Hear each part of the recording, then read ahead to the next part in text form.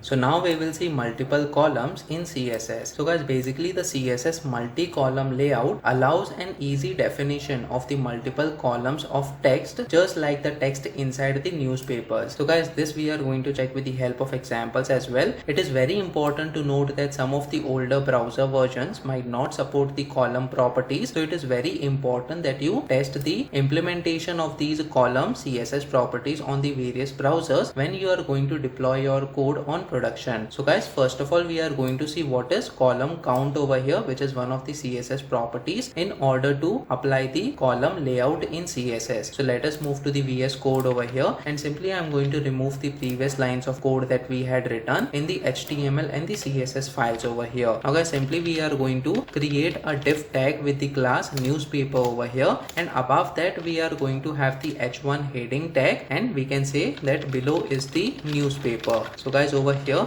we are creating the layout similar to a newspaper over here, which will have multiple columns, and then inside this, let us say we have some random text that is getting generated. So over here we are going to create the random text in this case. Let me just save this file now and try reloading this page on the browser to see how it looks like. So as you can see, this is the random text that is getting generated over here. We are first of all having the h1 tag that is displaying below is the newspaper statement, and then we have the simple random text that is generated. Now guys, if we want this random text that is generated to be divided into multiple columns in the same web browser, so what we can do is simply we can provide the column CSS property to this div tag. So what we have to do is we will use the class name over here, and inside the style.css file we will provide dot followed by the newspaper, that is the class name, and simply we can use the column count CSS property. So guys, this particular column count CSS property helps us to specify how many columns we want to divide this particular div tag to. So let's say we want 3 columns out of this entire text over here. So simply we provide the value of 3 to this column count. Let me just save this file now and try reloading this page once again on the browser. So as you can see, these are the column numbers, that is 3 columns can be displayed over here out of the div tag that we have created. Now guys, apart from this, you can also increase the column count. So let's say if you want 4 columns to be displayed, let me just save this file now and try reloading this page. As you can see, this is first column, second column, third column, and fourth column. So the more the number of columns that you are going to increase, the lesser will be the width of each column, and that is how the column CSS property will work. Now guys, apart from this, there is another column property, that is column gap over here, which means the gap in between both these columns in this case. So guys, by default we have certain gap that is provided in between all the columns, but you can modify it with the help of the column gap. So in this case, what we will do is simply we are going to provide the column gap of, let's say, 10 pixels over here. Let me just save this file now. You will notice that this particular gap in between all the columns will get updated over here. When we reload this page, as you can see, the column gap got updated in this case. Let us increase the column gap to, let's say,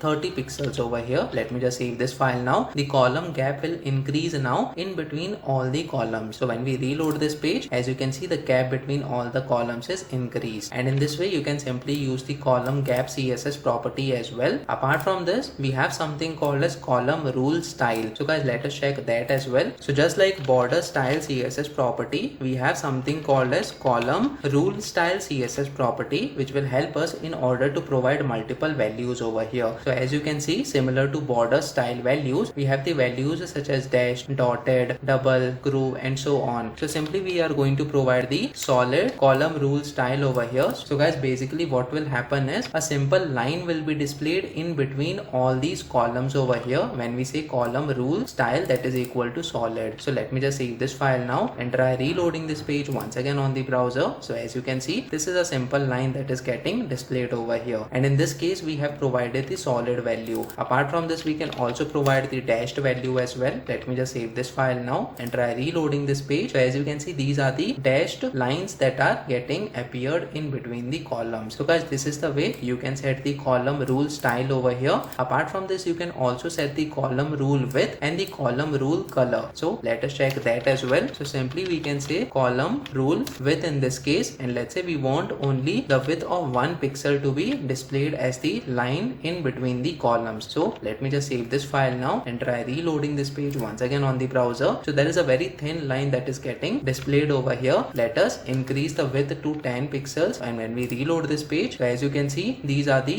dashed lines that are getting displayed over here in between the columns. And let us change the color as well. So for color, we will have column rule color in this case, and simply we will set the color as dark blue over here. Let me just save this file now and try reloading this page. So as you can see, this is the dark blue color that is getting displayed over here. We can also display some other color. So let's say we want yellow color to be displayed. So as you can see, this is the yellow color column rule that is getting displayed over here. Now guys, apart from all these, we can also have the shorthand property that is column over here. So instead of providing the style, width and color separately, we can have the simple column rule CSS property, in which case we can provide the width first of all, followed by the style that is solid in this case, and let's say we want the color to be displayed as gray color over here. So simply we can provide the gray color for the column rule. Let me just save this file now and try reloading this page once again on the browser. So as you can see, these are the column rule, that is the lines that are getting displayed in between the columns based on the CSS property values that we have provided over here. And this is the shorthand property for all the column rule CSS property. Now guys, apart from this, we also have something called as column width. So guys, basically what we have done so far is we have provided the column count over here, in which case it was 4 right now. So you can also provide the column width in such a way that the number of columns will be calculated automatically. So in this case, we need to comment out the column count over here, and simply what we will do is, let's say we want each column width to be only of 100 pixels in this case. So when we say column width equal to 100 pixels, all the column width that are getting generated over here will have the width of 100 pixels in this case, and it depends on the content that how many columns will be generated. So let me just save this file now and try reloading this page once again on the browser. So as you can see, we have set the column width as 100 pixels over here, and due to which there are 6 columns that are getting generated. And if we increase the column width over here, so let's say we change the column width to 150 pixels, so each column will have the additional width, and that is why the number of columns will decrease now. So when we reload this page, as you can see, now we are getting 4 number of columns. And when we increase the width more, so let's say we provide 200 pixels of column width, and when we reload this page, as you can see, now we are getting 3 columns, since the entire content can be displayed within 3 columns when we have the column width of 200 pixels over here. So guys, this is the way that you can use the column width as well, and the other CSS properties related to column based on your project requirements. So guys, comment in the comment section below whether you have learned something out of this video. Please make sure that you like this video so that it reaches to more people, and subscribe to the channel so that you get the notifications on upcoming videos as well. The next video that we are going to talk about is a resize property in CSS. So stay tuned.